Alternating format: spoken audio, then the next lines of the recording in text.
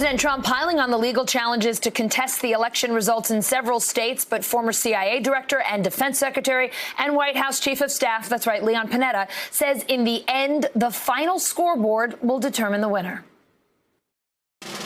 How does a White House chief of staff not work with the President of the United States to explain that you don't go out and make false charges, unsubstantiated charges, I should say, with no evidence at all of fraud that undermines the very democracy here in America? It's difficult for me to understand why they were not able to hold the president back from making the accusations that he did, because it only undermines his presidency when he challenges the most important pillar in our democracy, which is the right of the American people to vote. This is a moment when, frankly, I think all of us need to be very proud of the American people.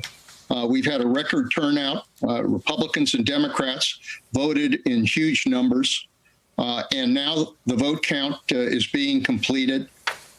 This is a tribute to the fact that the American people still have tremendous trust in their ability to determine who will lead this country in the future. And I think the president should have recognized that, be patient, allow the votes to be counted, and in the end, ultimately accept what that final vote count is all about.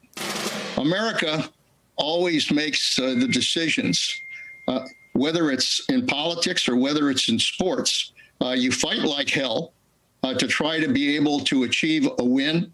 The president certainly fought strongly. I think Joe Biden fought strongly. But in the end, it is the final scoreboard that determines who the winner is.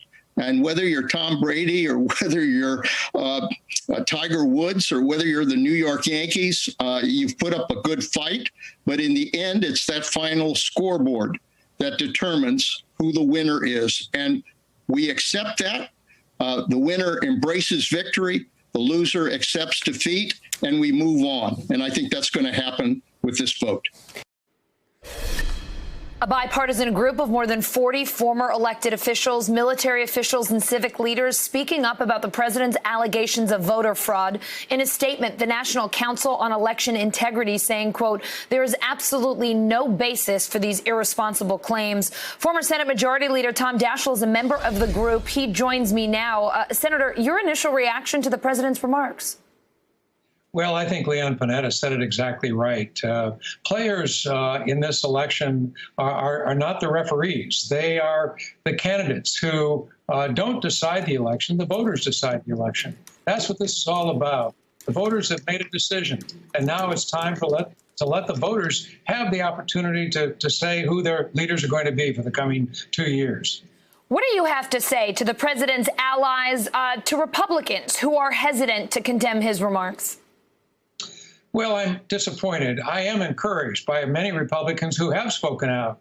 There are many, both those who have served in public life and those who are currently serving, who today have made courageous statements. We just need to amplify that. We need more Republicans and Democrats, frankly. This ought to be bipartisan. This ought to be nonpartisan.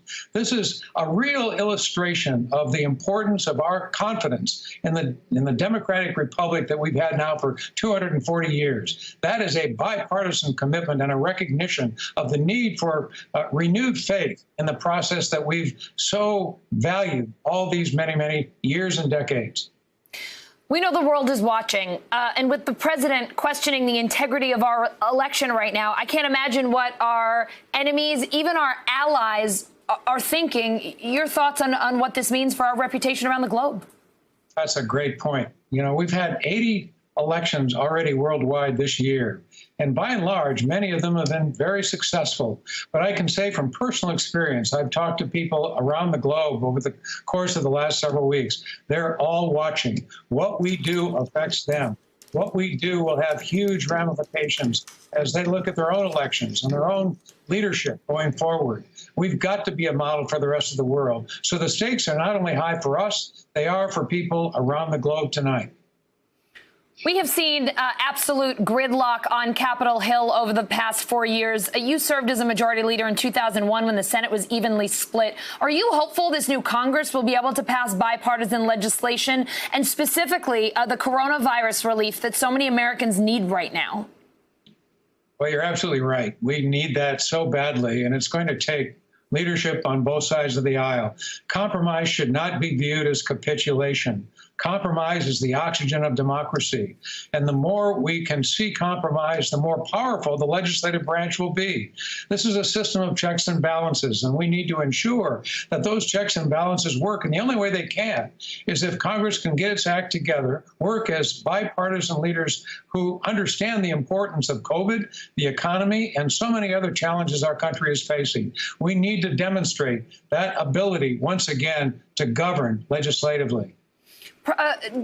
Former Vice President Joe Biden has really said and prided himself on the fact that throughout his career, he has tried to reach across the aisle, reach compromise, work with people, even if they share different views. If he is elected president, if we do have a Senate majority, a Republican majority, and the Democrats controlling the House, what is your vision here? How does Joe Biden attempt to get things done, to get some sort of agreement to move this country forward, a country that, quite frankly, right now seems so divided? Well, I would hope that Joe Biden will do what I'm quite sure he will do, and that is reach out to all the leaders, invite them down to the White House, go to their offices, talk to them personally. Joe has a long-standing relationship with Mitch McConnell. I served with Joe for 18 years in the Senate and Mitch McConnell for that same length of time. I watched them work together. They have a history of cooperation on many different issues. That can be done again, but it's going to take a real effort on the part of Mitch McConnell and the part of Joe Biden and really the entire congressional leadership to ensure that we find that cooperative environment. That can happen, but it's going to take movement on both sides to make it true. Senator Daschle, thank you so much for being with us tonight. Grateful for your time. My pleasure.